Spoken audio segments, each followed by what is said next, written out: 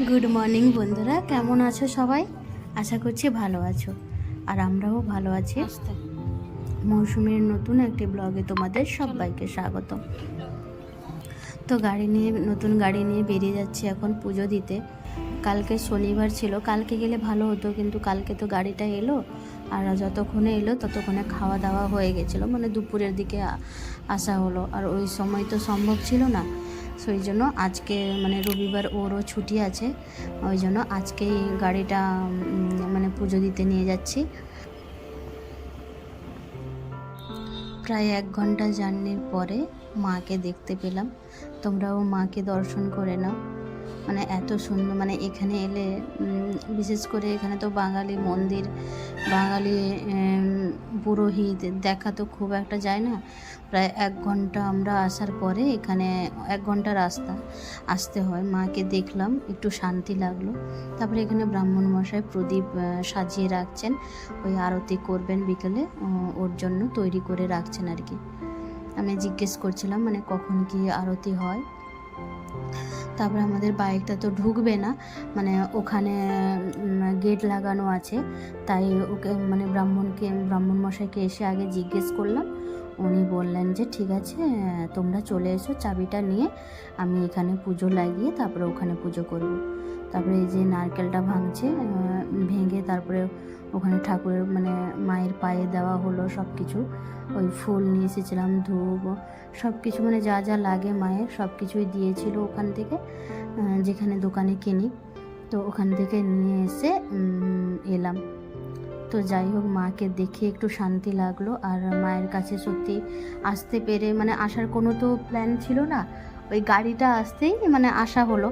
যাই হোক, মা যে আমাদেরকে নিয়ে এসছেন ডেকে, এটাই মানে ভালো। এত রোদ হয়েছে, মানে খালি পায়ে আর হাঁটা যাচ্ছে না, এখানে এত গরম হয়ে গেছে, তাই এই যে ঘাসের উপর দিয়ে এখন হেঁটে হেঁটে যাচ্ছি। ব্রাহ্মণ মশাই বলছেন যে এত গরম খালি পায়ে আর হাঁটা যাচ্ছে না। আর এই যে বাইরে বাইকটা ছিল, মানে এখানে গেট লাগানো ছিল, তো ওই জন্য আর ঢোকানো হয়নি, তো বাইরে থেকেই উনি ধূপ, ওই ফুল, ঠাকুরের পায়ে ফুল, মায়ের পায়ে আর সিঁদুর, এগুলো সব নিয়ে এসেছিলো, আর উনি পুজোটা করে দিচ্ছেন। আর এসে এখানে তো মানে বাংলা কথা এতটা মানে বলি না, তো মানে বলি না মানে বাইরে বলতে পারি না, কারণ লোকেরা এখানে তো সবাই তেলেগুতে, হিন্দিতে কথা বলে, কিন্তু এখানে এসে পুরোহিত মশাইয়ের সঙ্গে কথা বলে, আর ওনার যে স্ত্রী আছে জেঠিমা, ওনার সাথেও কথা বলে বেশ ভালো লাগে, আর এখানে এসে সময়টা কাটাতেও একটু ভালো লাগে। তো এখানে পুজো করছে, ঘুরে ঘুরে গাড়ির মানে সব জায়গায় সিঁদুর, ফুল এগুলো ছোঁয়াচ্ছে। উনি বললেন যে সিটটা তোলো, সিটে পুজোটা মানে ফুলটা দিয়ে দেবো আর কি, আর এখানে ফুল লাগিয়ে নিচ্ছে। তো তোমরা ভিডিওটা কন্টিনিউ দেখতে থাকো।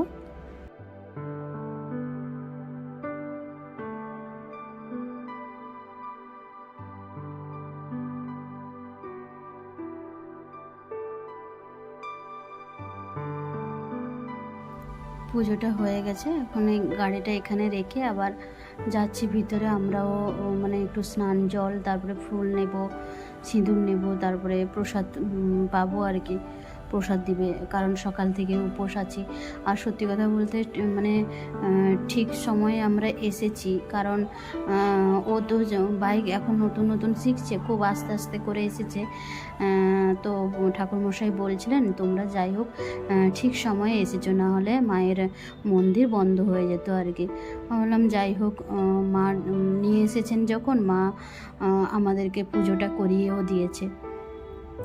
আর আমরা আশেপাশেও মন্দির ছিল, ওখানেও আমরা পুজো দিতে পারতাম, কিন্তু কি বলতো, যেহেতু বাঙালি তো একটু মানে মানে বুঝতেই পারছো, ওইদিকে সব তেলেগুরা কথা বলে, ওদের ভাষা তো বুঝতে পারি না, পুজো কেমন কী মানে সব ঠাকুরই সমান, ঠাকুর তো সমানই, কিন্তু বাঙালি বলে ওই কালী মায়ের কাছে এলাম, এখানে বাংলা কথা বলতে পারবো, বোঝাতে পারবো, ঠিকঠাক করে পুজোটা দেওয়া হবে।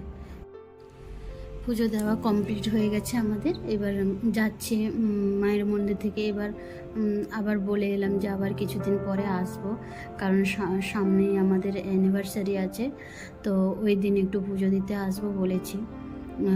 আর এইখানে স্কুটিটা তো আছে, ওইদিকে আরও না দুটো মন্দির আছে, ওইদিকে একটু যাব। এই দেখো এইখানে মাঝে এই মন্দিরটা আছে, এই যে হনুমান, আর এখানে আছেন রাম লক্ষ্মণ সীতা, তারপরে ওদিকে আরও আছে শিব মন্দির আছে, মানে ওই যে কালী মন্দির কালীবাড়ি আছে ওখানেও শিব মন্দির আছে, আর এই দিকেও শিব মন্দির আছে। আর আমাকে সত্যি কথা বলতে ভিডিও করতে ভয় লাগছিল, মানে ব্রাহ্মণকে ওখানে জিজ্ঞাসা করার পরে তারপরে ভিডিওটা করলাম। দেখছো কত সুন্দর মানে ডিজাইন আছে, আর এত বড় বড় মন্দির আমাদের ওইদিকে সত্যি কথা বলতে দেখতে পাওয়া যায় না এত বড় মন্দির। আর এখানে এসে দেখে মানে সব ঠাকুরকে প্রণামী দিয়ে যাচ্ছি আর কি। আর এসেছি যখন একটু সব, আর এর আগে আমি মানে কালী মন্দিরে ঢুকেছি, এই মন্দিরে ঢুকিনি আর কি, মানে বাইরে থেকে দেখে চলে গেছি আর কি। যাই হোক, তারপরে এখান থেকে গিয়ে আবার আরও একটা মন্দিরে যাব, ওই পাশে আছে, ওই মন্দিরে এখন যাব। আর এই যে সাজিয়েছেও খুব ভালো সুন্দর লাগে, মানে ফুল গাছ আরও লাগিয়েছে। বা এখানে না এদিকে খুব একটা ভিডিও করতে দেয় না অনেক মন্দিরে, জানো তোমরা, বাইরে কোনো মন্দিরে ভিডিও করতে দেয় না অনেক মন্দিরে, কিন্তু তবু আমি জিজ্ঞেস করে কিন্তু করেছি ভিডিওটা। আর ওই যে সামনের দিকে মন্দিরটাই যাব, ওখানে একেবারেই ভিডিও করব না, কারণ ওখানে পুরো, এখানে তো হিন্দিতে বোঝানো যায়, তারপরে ওটা তো বাঙালি ছিল, মানে ওই যে কালী মন্দিরটা এই যে দেখা যাচ্ছে এখান থেকে। তারপরে ওই যে মন্দিরটা আছে ওটা কিন্তু ওই যেখানে যাচ্ছি ওটা কিন্তু তেলেগু, আর ওনাদেরকে কিন্তু বোঝাতে পারবো না আমরা অতটা, ওই জন্য আমরা ওখানে, আর নিষেধ আছে যেহেতু ভিডিও করার, তো চাই না ভিডিও করতে আর কি। এখানে ভিডিও করলাম আর ফটো তুললাম, কারণ ভালো লাগছিল রাম লক্ষ্মণ সীতা ঠাকুরগুলো বা হনুমান, মানে দেখতে খুব ভালো লাগছে, ওই জন্য করা আর কি, আর কিছু না। তারপরে যেহেতু তোমাদের সাথে সব কিছু শেয়ার করি, তো তোমাদেরকেও একটু দেখানো ইচ্ছে ছিল, ওই জন্য একটু। আর ওইখানে স্কুটিটা রেখে এদিকে এলাম আর কি, আর এইটুকুর জন্য এলাম না, হেঁটে হেঁটেই চলে এলাম।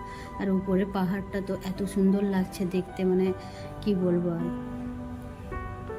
যাই হোক, এই গেটের কাছে ঢুকি, তারপরে ঢুকে আসার পথে মানে দেখে এসে তারপরে তোমাদের সাথে দেখা হচ্ছে। না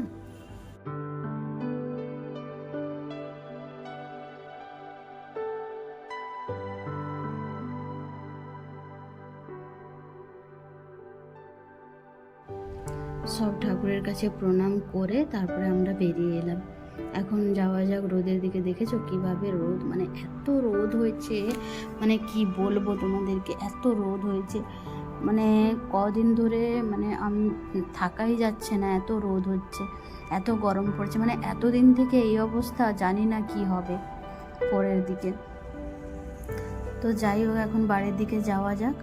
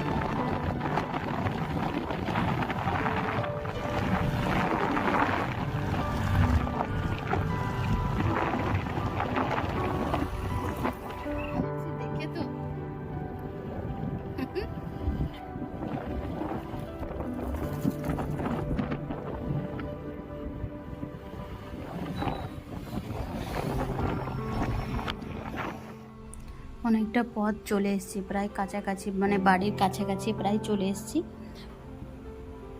আর একটু গেলেই মানে পৌঁছে যাব। তো মাঝখানে আখের রস খেলাম, একটু ঠান্ডা মানে বরফ দিয়ে, এত গরম লাগছে, মানে কি বলবো, গরম হাওয়া পুরো বইছে। ফাইনালি ঘরে পৌঁছে গেছি, আর এখানে স্কুটিটা রেখে তারপরে এই যে পুজো হয়ে গেছে, পুজো মানে সিঁদুর লাগিয়েছে, দেখাচ্ছি তোমাদেরকে একটু। আম্মাকে প্রসাদ দিয়ে আম্মা এখন কথা বলছিল বড়মশাইয়ের সাথে, এখন বাড়ির দিকে যাচ্ছি উপরে। আজকের মতন ভিডিওটা এখানেই শেষ করি।